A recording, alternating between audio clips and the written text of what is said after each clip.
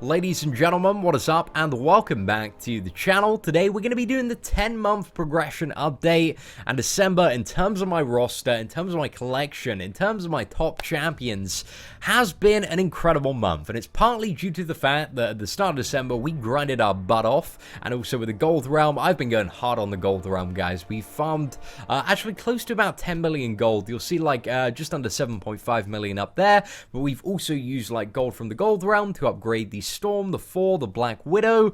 So we've spent that gold incredibly quickly, also taking quite a few new champions up to rank 3 level 30, because that was another problem that I was having at the start of December, was I was getting all these new champions, but I did not have the gold to upgrade them, because upgrading the 550 champions and the 5-star champions like Sturgill and Storm was so ridiculously expensive. But now we're kind of sitting on a stack of gold where that isn't going to be a problem for a very, very long time, and I hope you all made the most of the gold realm. I think there might be still like another couple of days of it, so if you haven't, make sure you hit every last one of them, because it is so ridiculous the amount of gold that you can get. And just stockpile for Act 5, because you are going to need that gold. Trust me, guys. Trust me on this one. So yeah, it's been a pretty ridiculous month for gold, but in terms of our roster, the start of December, we ground out the ground out? Yeah, that sounds about right.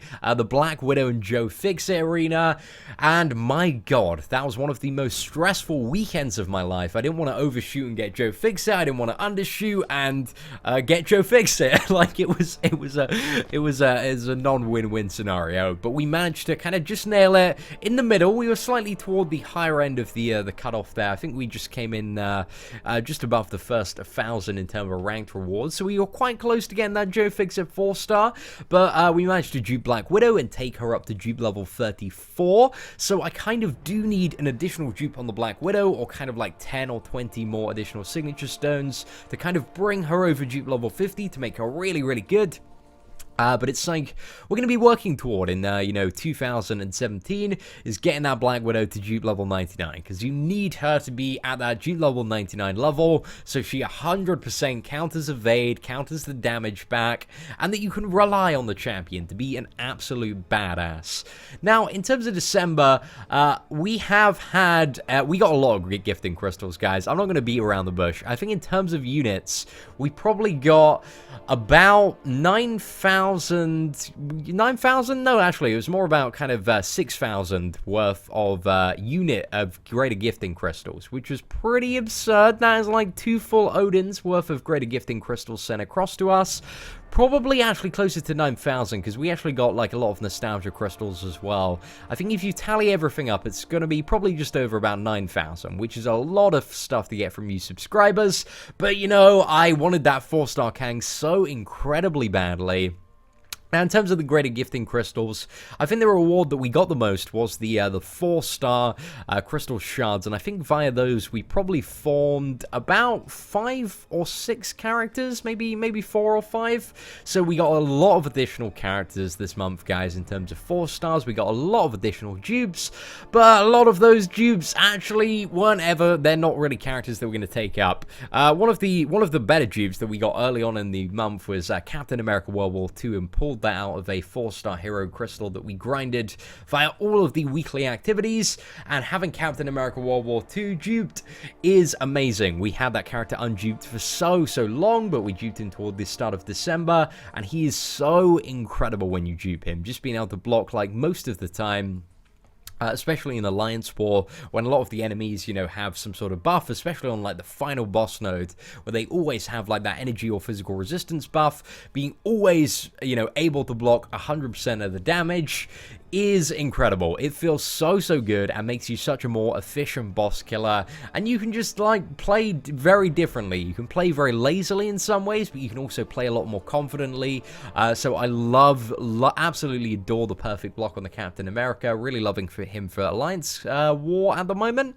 Apart from that, we've also taken the Storm and 4 up, so Storm is now rank 3 as a 5-star. Haven't really used her too much as a rank 3. It was mainly for prestige, because her prestige as a 5-star dupe champion is absolutely stacked, and we're always looking to increase that in our alliance so that we can continually get better and better weekly rewards when it comes to Alliance Quest. So she's mainly been an Alliance War Defender, but she's not really in my ideal Alliance War Defense team. I've just got her in there at the moment because I don't really have anybody better, and that she's pretty stacked, like in terms of health and damage. So if somebody does slip up on certain nodes, then they are going to get punished extremely, extremely hard for that. But, you know, in the next few months, I really kind of hope to replace her with significantly better champions, but we're going to have to see. And then we've also taken 4 up to 550. Who's been incredible. He is such a great champion for Alliance Quest, such an amazing boss killer. We actually managed to get a new personal record in a single run of Alliance Quest of just getting just over 2 million points. We managed to not only clear multiple paths, but also managed to kill the Cyclops by himself, and also Kang by himself. So yeah, 4 crazy champion for Alliance Quest. Although his prestige kind of sucks, I'm really happy that I took this champion up to 550, because he's just an absolute titan when it comes to actually, you know, getting the job done, guys. And I think when I decide to go for potentially like a legend run next year, I'm not too sure if I'm going to use the Star-Lord or 4, but I'm really leaning toward the 4 at the moment, just because like his burst damage is so much more powerful. But I think maybe for some of the later maps, Star-Lord might be a better option. I'm not really too sure. I'll have to have a little bit of a think about it. But apart from that, guys, we'll just cover some of the other champions. We got Crossbones duped, and we also actually brought that little package to Awaken Ghost Rider this month. So there was one where you brought an Awakening Gem and then some Signature Stones, and I brought that exclusively for Ghost Rider. I've actually been using Ghost Rider alongside my Doctor Strange in 4 for Alliance Quest. Love the character. He's so incredibly good, and the fact that he can regenerate on demand, and it's not kind of like Doctor Strange, you know, you can only regenerate for a certain period, and sometimes that period the enemy is using a special attack or you can't necessarily attack them. The fact that you can kind of control, you know, the duration and power of your regen on Ghost Rider, I think is a really valuable thing about the character. Although I will say I still think, you know, Wolverine is a little bit of a better character for Alliance Quest in terms of his regeneration, but, you know, Ghost Rider is still a very fun champion to play, and plus, you know, if we ever want to get him to 550, his prestige is going to be outstanding. Now, in terms of other characters, I'm just kind of scrolling down. I don't think we got too many other important dupes in kind of the rank 4s, but in terms of the rank 3 characters, we duped Civil Warrior. On Christmas Day, we also duped Superior Iron Man. We got another Magic dupe, a She-Hulk dupe. We straight pulled a Loki. Again, these are not really characters that I'm looking at, you know, investing too much in for the meantime. Magic is potentially a character in the future that I might bring up for Alliance War Defense. However, you know, I've got 5-star Magic that's unduped, so I'm kind of hoping we dupe that maybe as a consolation prize. I want to talk about 5-star champions in a sec as well, because we are doing some big things when it comes to 5 stars next year, guys. We're taking some big gambles. So there's the 5-star Magic again. We also brought the Kamala Khan up to 330, as I mentioned, as well as the Loki. Take in as many champions as I can up to 330, just to kind of expand the pool of champions that I can grind arena with, because there are going to be some really hype arenas coming up in January. We have an arena where Nightcrawler is the champion, and I believe, the basic champion, and also one where, I don't know if this is the end of January or start of February, but Beast is going to be the basic champion. And there's also Colossus as well, who I still don't have, and I really badly want a 4-star Colossus, because that's very important for my Scarlet Witch crit team, especially, you know, if that is, you know, if Scarlet Witch is as dominant in Act 5 as she was in Act 4, then Colossus is going to be really good. And he's, you know, a key component, even without the Scarlet Witch, to the best crit team in the game.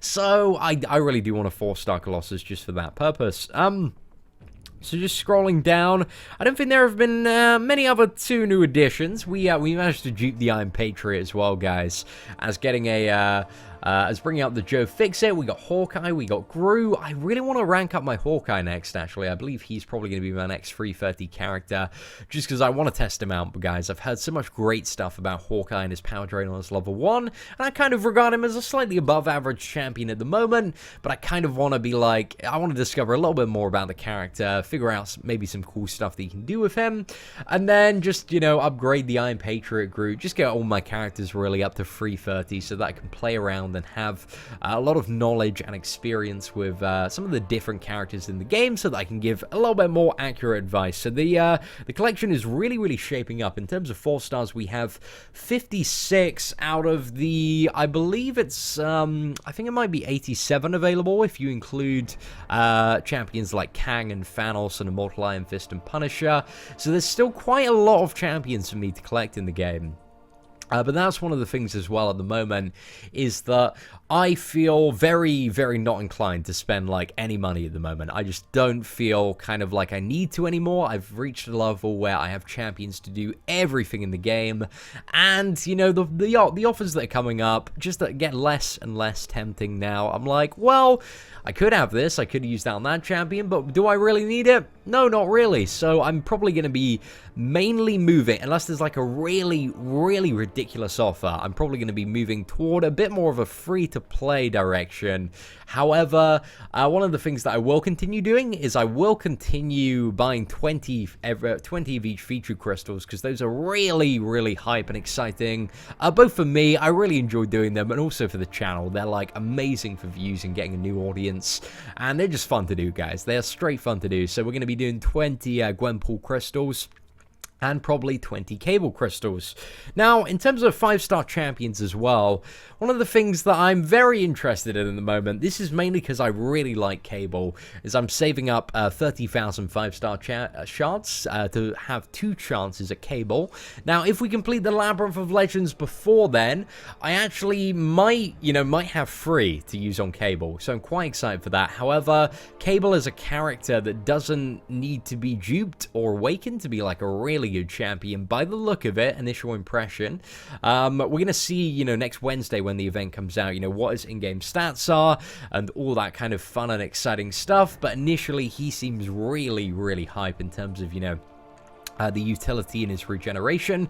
So I want to go for Cable, but I also want to go for Mordo as a 5-star champion, because both of those champions, if you're going to go for a 5-star featured champion, you want a champion that doesn't need to be awakened to be a good champion, right? Because if you're relying on getting that champion twice, you're probably going to have a pretty bad time, because the drop rate seems to be about like 1 in 5 for a featured champion, so it's still quite low. But hopefully, if we do have 2 or 3 crystals, we're going to have a fairly decent chance. And in terms of the Labyrinth of Legends, again, one of the huge strides that I made in the last month was actually being able to deal over 1 million damage to Red Hulk in a single run, which is pretty huge for me. I started off being able to do like barely 200k, and now I can do like just over 1 million in a single run. So when we get the right team, when we're using consumables, I am very excited for the Labyrinth. But again, I just want a little bit more practice before I go in there, because it is a lot of bosses to commit to simultaneously in a row. And if we get like halfway through it and I'm like, oh, I could have used a lot more practice, and I have to spend like a lot more units than I budgeted for, I'm not going to have a very good time. I'm not going to have a very good time at all. So I kind of want to make sure when we go for Labyrinth, I'm 100% confident. Like, we can do this, guys. We've totally got this. But I've been listening to a lot of advice, and it seems like there's a route you can go where you fight Colossus instead of Falcon, Magic, and another character, which seems much better. It has put my concern at ease, because my biggest fear of Labyrinth is fighting the Magic, guys. I do not want to fight an extremely ridiculously stacked Magic that is going to limbo me to death, and I'm going to have to spend like 6,000 units to actually beat. So I have no idea, guys. I'm very excited for Labyrinth. It's going to make for some very entertaining live streams, I can imagine. But anyway, ladies and gentlemen, hope you enjoyed this progression update. My roster is absolutely stacked at the moment, and I love it. I love the state that I'm in at the moment. I don't feel any pressure to spend money like I kind of did in the earlier stages of the game. I kind of feel like via a mix of luck and a little bit of clever spending here and there, we've got to a very nice level where I'm extremely comfortable, just ready for whatever comes. So yeah, feels good, man. Feels good. Anyway, thank you guys for watching the video. Hope you enjoyed the 10-month progression update. If you did enjoy this video, guys, feel free to slap a like on it. Apart from that, take care, and I hope that you have an absolutely fantastic day.